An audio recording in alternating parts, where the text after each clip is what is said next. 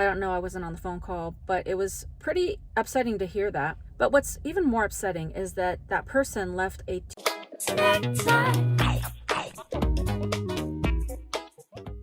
Hello Snack Pack, welcome back to Child Snacks.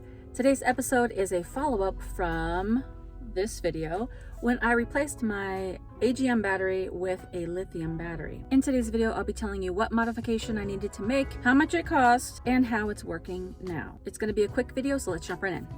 So my dad and I swapped out my 200 amp hour AGM lead acid battery with a 300 amp hour lithium battery. The lithium battery was from a company called Ampere Time, and so far I am completely satisfied with it, and I'll leave a link in the description if you want to buy one as well. Once I made the video of us swapping out the battery, I got a bunch of comments and emails talking about how since my starter battery is still a lead acid battery and now my house battery is now a lithium battery, that those two aren't really compatible. They don't work well together. So I thought that because I had a solenoid installed in my engine compartment area, that would be enough. But after doing a bunch of research, contacting a lot of different people, honestly, truly and honestly, I still don't 100% understand it, but I'm gonna explain it the best way that I know how. I'm clearly not an expert, so do your own research, but I'm just gonna tell you what I found out. Before we get too charged up, make sure you're part of the best community on the internet, the Snack Pack. Just hit the subscribe button and the notification bell. Throw a like on this video and keep watching to the end to make sure you have all the information you need if you replace your battery. And the solenoid is just a relay, it's just like on and off. The solenoid allows it to be charging, but because the lithium doesn't have a lot of resistance, it allows however much charge comes from the alternator. So if the battery is depleted a good deal, the alternator is going to have to work harder to, you know, keep up, because the battery's just going to keep sucking the power as fast as it can. It's not going to limit itself. So I suppose the way it works is when you get something like a DC to DC charger, it limits the voltage, so it limits the amount that back battery will take from the alternator. And also I believe that what happens as well is the starter battery will get charged up first as I drive with the alternator, and then after that starter battery is filled up, then it will start to trickle charge the lithium battery in the back. So there were a few different options. I could have gone with a DC to DC charger, which there's a few companies that sell those, or a battery isolation manager. I contacted Battleborn Batteries, which is a well-known name in the lithium battery industry, and they were super helpful. And I had pretty much decided that I wanted to go with their battery isolator management part, and it was around $172, but I decided to fix this issue a day or two before I was supposed to get back on the road. So by the time I would have ordered it and it would have shipped, it would have been too long and I couldn't wait for that part. So I decided to go with a DC to DC charger, and they have different brands, but almost my whole system is a Renogy system. So I decided to go with the Renogy. They have a 20 amp and a 40 amp, and they may have other amps, but I went with the 40 amp, and I pretty much got it the next day. So one of the reasons I was hesitant about doing the DC to DC charger is because it's a little more involved. I already had my solenoid installed and I paid for that to get installed, and having the DC to DC charger, my dad didn't feel comfortable helping me install it, so I had to pay somebody to do it, and it was not cheap. The part alone was around $190 with tax, and then to have it installed was another $200. So it was another $400 on top of me spending about $1,000 on the battery itself. It was definitely more than I wanted to spend, but I wanted to make sure that I didn't burn up my alternator, so I dipped into my emergency fund and paid for that.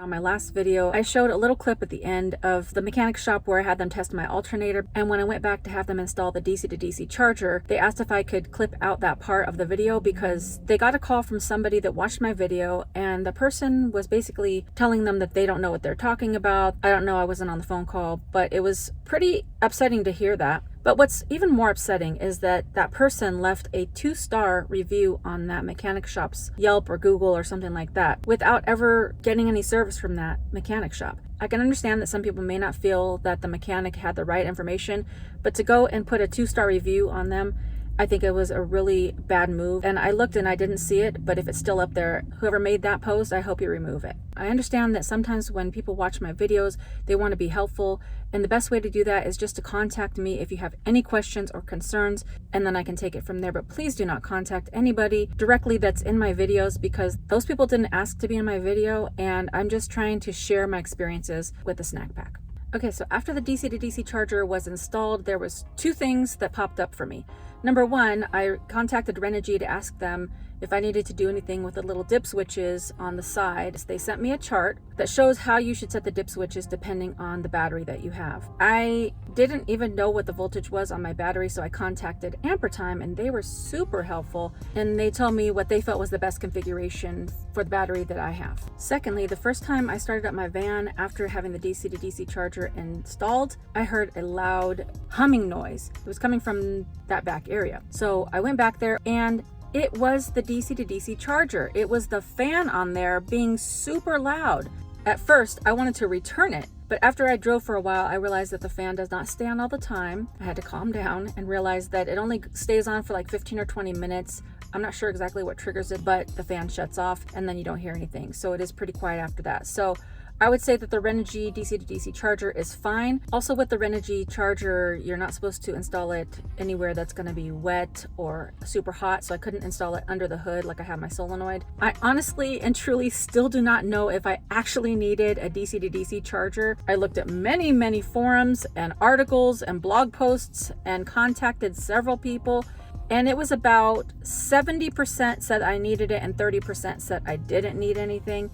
So just for safety's sake and for peace of mind, I decided to get a DC to DC charger and have it installed. So if you're thinking about changing your AGM battery to a lithium battery, just know that it doesn't stop with just the cost of the battery. You should probably also have a DC to DC charger or something like that as well, which will increase your cost to do this. I'm still happy with my decision to go to lithium, because now when I'm driving around and wanting to cook in my van, run my fridge and my air conditioner and all the things, I feel so much better. I should always have power wherever I go, even on rainy and stormy days.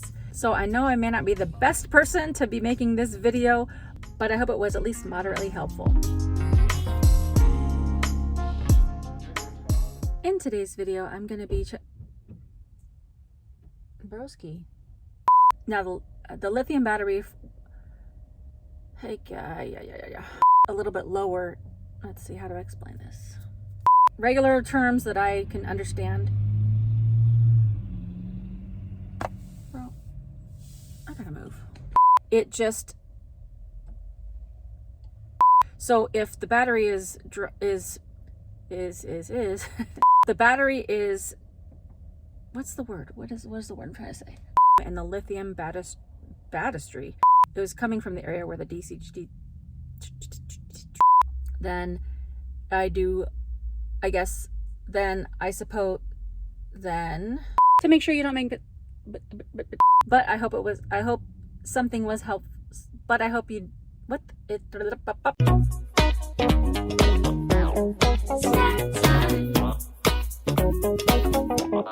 Snack time.